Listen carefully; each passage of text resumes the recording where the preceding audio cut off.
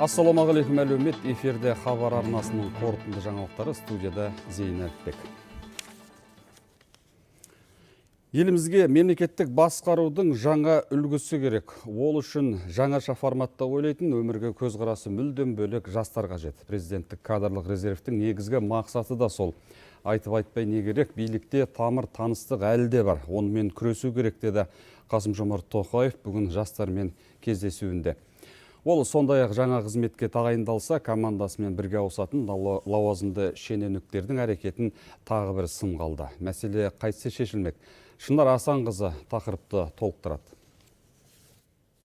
Үздіктеп танылған 300 жасқа біздің билік үлкен үміт артады. Кадрлық резервке жалпы саны 13 мың жан ниет білдірген екен, бабы мен бағы келіскен осы топтың жұлдызы жанды. Енді олар мемлекеттік органдарда, ұлттық компанияларда жауапты қызметке тағайындалады. Ел басқару ісіне де араласылады. Қазірдің өзінде резервке өткен 55 азамат жаңа орынға жайғасқан. Жыл соңына дейін 100-ге жетпек. Жоба нәтиже шыққаннан бері 14 күн ішінде, 2 апта ішінде көптеген ұсыныстар түсіп жатыр. Бұл мен үшін үлкен мәртебе. Қазақстан президентінің өте үлкен бізге үміт артып жатыр. Шын айтқанда бұл жастар үшін үлкен бір жоба болады деп сенемін. Әртүрлі облыстардан, әртүрлі мекемелерден ұсыныстар түсіп жатыр. Бәрін қарастырып жатырмыз. Кадр резервін құруды мемлекет басшысы о баста сайлау алды бағдарламасында айтқан. Айтып қана қойған жоқ, 10 айға жетпей іріктеуде өтті, тізімде түзілді. 100-ден жүйрік шыққандарды бүгін президент Ақордаға шақырды. Өздеріңіз сияқты озық ойлы, бәсекеге қабілетті мамандар елімізге өте қажет. Жалпы бұл жас буын өкілдерінің жауапты қызметке келу үшін жасалып отырған игі бастама. Осы ретте өздеріңіз сияқты білімді әрі талапты азаматтарға үлкен үміт артамыз. Ренат Бектұров кадрлық резервке ең жоғары балмен өткен маман. Еліміздің қаржы нарығының жаңа тарихын жазуға атсалысып жүрген жастың бірі. Қазір Астана халықаралық қаржы орталығында білдей басшылық қызмет атқарады. Оның бір арманы бар. Қазақстан аймақтық қаржы орталығына айналса, халықтың қаржылық сауаты жетілсе деген. Ішкі қорларды жандандыруға байланысты менің бірнеше ойым бар. Мысалға, қазақстандықтарды ақшаны жұмсаумен бірге жинақтау әдетіне де баулу қажет деп кәміл сенемін. Себебі жинақтау тек ауқатты азаматтардың ғана емес, әр адамның дағдысы болу керек. Ол үшін қаржылық сауаттылықты бала шақтан қалыптастыру қажет деп ойлаймын.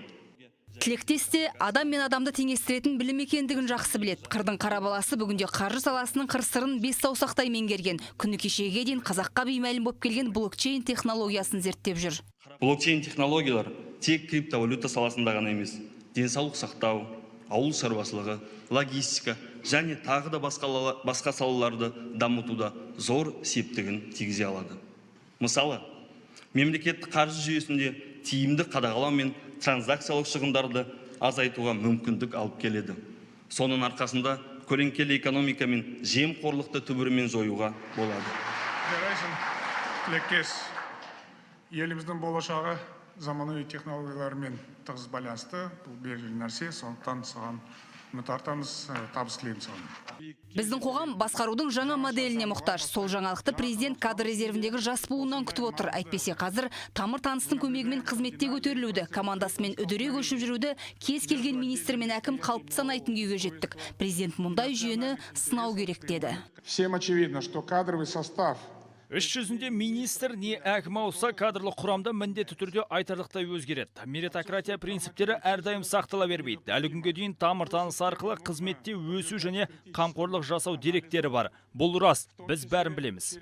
Соңғы жылдары мемлекеттік аппаратта 500-ден астам ауыс-түйіс болған. Бір лауазымнан екінші лауазымға ауысып жүрген бөлім, департамент, ведомство басшыларының тірлігін мемлекет басшысы көшпелі шегірткенің әрекетіне балады. Мамандардың бір орында тұрақты отырмау салдарынан сабақтастық үзіледі, қызметтің тиімділігі төмендейді. Президент кей органдардағы керексіз штаттарды қысқартамыз дейді. 2024 году количество госслужащих Қазақстан халқына арналған жолдауда айтқанымдай, 2024 жылға қарай мемлекеттік қызметшілердің, сонымен қатар ұлттық компаниялар қызметкерлерінің санын 25%-ға қысқарту көзделіп отыр. Әрине, бұл бір жақты жасалмайды. Олардың атқаратын қызметін қайта қараймыз. Яғни мемлекеттік органдардың қызметіне жатпайтын міндеттерді аутсорсинг пен азаматтық қоғам өкілдеріне жүктей отырып қысқартамыз. Қоғам қазір шенеуніктерді билік дәліздерінде шешім қабылдайтын топ ретінде қабылдайды. Президент жастардан осы қасаң қағиданы жоюды сұрап отыр. Я не устаю повторять. Государственные служащие – это Мен часть... мемлекеттік қызметкерлер халықтың бір бөлігі. Халық үшін және халық арасында жұмыс істейді деп қайталап айтудан шаршамайым. Бұл әсіресе сөз емес. Мемлекеттік қызметкерлердің жұмысына бағаны халық беруі тиіс деп өз жолдауымда да айттым. Шенеуніктер қолжетімді болуы қажет. Кадрлық резервке іріктелген 300 жастың осалы жоқ, барлығы да өз саласының кіл мықтылары. Қаржы, мұнай-газ, аймақтық басқару, блокчейн, сандық технология секілді салаларға өздерінің тың жаңалықтарын енгізгісі келеді. Ең бастысы олардың әрбір ұсынысын мемлекет құптап отыр демек, талаптыға тосқауыл жоқ. Шынар Асанқызы, Айдос Меделбеков, Президент телерадио кешенінің көмегімен қорытынды жаңалық.